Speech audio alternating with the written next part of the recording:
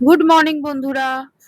আশা করছি তোমরা সবাই ভালো আছো, আমরাও বেশ ভালো আছি। আজকে সকাল থেকে আমাদের এখানে প্রচন্ড বৃষ্টি হচ্ছে। সকালের কাজকর্ম সেরে হ্যাঁ গো, এই বসে আছি। হ্যাঁ বলো। আজকে তো বৃষ্টি হচ্ছে গো। একটু সেটা ডিম আমিও টোস্ট দেখছি, বানাবে নাকি? তুমিও দেখছো। ডিম ডিম, টোস্ট খাবে? হ্যাঁ। চলো বানিয়ে ফেলি। এই যে ডিম টোস্টের প্রিপারেশন নিয়ে নিয়েছি। ফাটাফাট ডিম টোস্টটা বানিয়ে ফেলি। তোমার তো আবার কাজে বসতে হবে, বাজার তাহলে আমাকে যেতে হবে। হ্যাঁ, একটু প্লিজ যাও। হ্যাঁ, দেরি হয়ে গেছে বৃষ্টিতে। যাই হোক, নাও। এই সর্ষের তেল দিয়ে ডিম টোস্ট ভাজলে একটু দোকান দোকান ফিলিংস আছে বলো, কারণ দোকানে তো সর্ষের তেল দিয়ে ভাজে দেখি। নাও, এবার ডিম টোস্টটা হয়ে গেছে, এবার খেয়ে দে। আমি বাজারে চলে গেছিলাম, বাজারটা করে নিয়ে এসেছি, কারণ ওর তো কাজে বসার ছিল। এই যে বাজার নিয়ে চলে এসেছি। কি আনলে গো? আজকে তো এই নিজে বাজার করলে। নিজে বাজার করলে বাজারের গাড়ি লোটে মাছ দেখলে তো আমি থাকতে পারি না। তো যাই হোক, আর লোট বৃষ্টিতে সেই লোটে মাছই খাও তুমি। আর কি করব, জানো কত উপকারিতা, তোমরা তো বুঝবে না ঘটি। যাই হোক, আমার জন্য লোটে মাছ এনেছি, তোমার জন্য পার্শে মাছ এনেছি, আর এনেছি মাছের ডিম, যেটার আজকে পাতুরি করব। আর এর রেসিপিটাও দেখাবো। চলো এবার সব পরিষ্কার টরিষ্কার করে গুছিয়ে রান্নাটা শুরু করে দিই।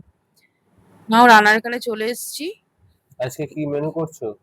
আজকে মাছের মেনুটাই বেশি। এই যে ওল ভাতে, এটা আমার রান্নাঘরের ওল ভাতে, উচ্ছে ভাতে কমন থাকে। যাই হোক, লোটে মাছ ধুয়ে তেল নুন হলুদ মাখিয়ে রেখেছি। পার্শে মাছ সর্ষে বাটা দিয়ে করব, তার মশলাও রেডি। মাছের ডিম ধুয়ে রেখে দিয়েছি। পেঁয়াজের পরিমাণ বেশি লাগে, পেঁয়াজ কেটে রেখেছি, আলু কেটে রেখেছি। আর মাছের ডিমে খালি মশলাতে লঙ্কা রসুন টমেটো যায়, হলুদ নুন তো লাগবেই। চল এবার প্রিপারেশনটা তোমাদের দেখিয়ে দিই। মাছের ডিমটা নিয়েছি, সামান্য একটু নুন আগে দিয়ে দিয়েছি। এই যে আলু কুচিটা নেব আমি।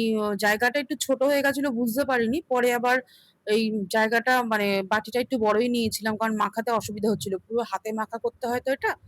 তো মশলাগুলো এক এক করে সব দিয়ে দিচ্ছি। আলু দিয়ে দিলাম, পেঁয়াজ দিয়ে দিলাম, টমেটো দিয়ে দিলাম, আর এই যে লঙ্কা রসুন হলুদ একসঙ্গে বেটে রেখেছিলাম, এটা দিয়ে ভালো করে মাখিয়ে নেবো। এই দেখো এতটাই ছোট হয়ে গেছিল বাটিটা, এখন পরিমাণটা মাছের ডিমের অনেকটা বেশি ছিল, তো আমি পাত্রটা পাল্টে নিয়েছিলাম। আর কাঁচা তেল দিয়ে বেশ ভালো পরিমাণে তেলটা লাগে এখানে। যাই হোক, ভালো করে মাখিয়ে নিয়েছি। এবার কড়াইতেও খানিক পরিমাণ মতো তেল দিয়ে দেবো। রান্নাটাও কিন্তু সর্ষের তেলেই করতে হবে, তাহলে টেস্টটা ভালো আসে।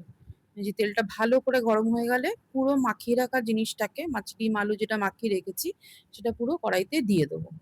দিয়ে থালাতে মানে যেটুকুনি বাটিতে মশলা ছিল ওটা দেবো, আর একটু মশলার জল মিশিয়ে, আর একটুও জল পড়বে না, যেটুকুনি জল এখনই দেবো। বাকি সব মাছের ডিমের মধ্যে যে জলটা থাকে তাতেই সেদ্ধ হয়ে যাবে। সবকিছু মাখিয়ে ঢেকে রাখলাম। এবার খানিকক্ষণ পর পর এটাকে হালকা করে নাড়তে লাগবে। কি গো, বলো। একটুখানি একটু মানে পোড়া পোড়া করে গন্ধ বেরোচ্ছে কেন? হ্যাঁ, এটাই তো আসল ব্যাপার। এটা কি বলতো, কলা পাতায় করলে টেস্টটা দারুণ আসে, একটু পোড়া পোড়া থাকলে ওই পাতুরি পাতুরি স্মেলটা আসে। এই যে বারে বারে ঢাকা খুলে খুলে দেখতে হবে হয়ে গেছে কিনা। একেবারে পুড়ে গেলে আবার জিনিসটা নষ্ট হবে, হালকা একটা পোড়া স্মেল আসলে ভালো লাগে। এই যে বারে বারে ঢাকা তুলে তুলে নাড়িয়ে নাড়িয়ে মাছের ডিমের পাতুরি পুরো রেডি। নামানোর আগে সামান্য সর্ষের তেল ওপরে ছড়িয়ে দেবো, তারপরে দেবো ধনেপাতা। এবার যে যেরকম ঝাল খায়, আমাদের বাড়িতে একটু ঝাল কম খায় বলে আমি গোটা লঙ্কা ওপর দিয়ে দিয়ে দিয়েছিলাম। কারো যদি ঝাল মনে হয় বেশি, সেই লঙ্কাটা খেয়ে নেবে। মাছের ডিমের পাতুরি পুরো রেডি। এবার কিছুক্ষণের জন্য হালকা স্টিমে আমি ঢেকে রাখবো। কি গো, দুপুরের খাবার কি?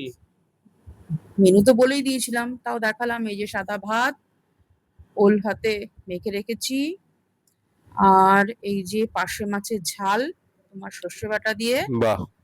আর আমার গোটা এই যে সর্ষে বাটা দিয়ে পার্শে মাছের ঝাল, আর আমার গোটা লোটে মাছের ঝাল, যেটা রেসিপি অলরেডি আমি দেখিয়ে দিয়েছি। আর এই যে বললাম হালকা স্টিমে মাছের ডিমটা বসিয়ে রাখবো। হয়ে হ্যাঁ। গেছে, এবার সার্ভ করতে পেরে কোনো অসুবিধা নেই। রেসিপিটা দারুণ, তোমরা বাড়িতে একবার চেষ্টা করতে পারো। Bye, tata.